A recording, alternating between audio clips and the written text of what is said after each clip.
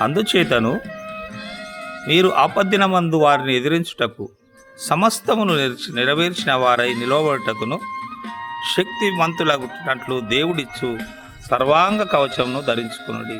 దేవుడిచ్చే సర్వాంగ కవచం ఏమిటి? ఆ సర్వకవచం అంటే నీతి అను మైమరువు తొడుక్కొని, నీతి అనే మైమరువు తొడుక్కొని మీ పాదములకు సమాధానమును సువార్త వలనైన సిద్ధ మనసు తోడుకొని నిలవబడి. ఈ పాదములకు సువార్త వలనైన సిద్ధ మనసును తొడుక్కొని నిలవబడుడి. సిద్ధ మనసును, మీ పాదములకు సిద్ధ మనసును, సువార్త వలనైన సిద్ధ మనసును తొడుక్కొని మీరు నిలబడండి. నీతి అనే మైమరుపు తొడుక్కొనండి. విశ్వాసమును డాలు పట్టుకొనండి.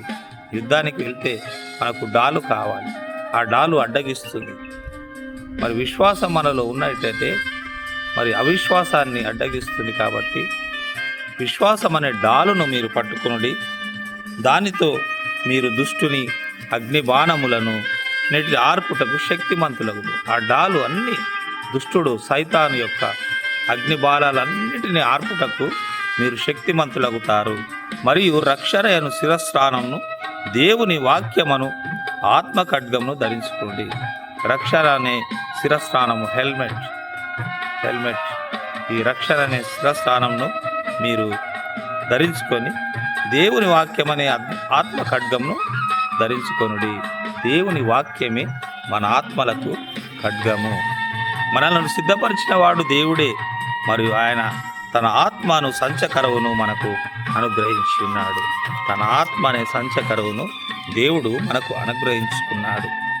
మరి శిరస్త్రాణాన్ని తలకు ధరించినట్లయితే దేవుని ఆత్మాధిక సైనికులుగా మనము పాప విముక్తి నుండి రక్షణ పొందుతాము.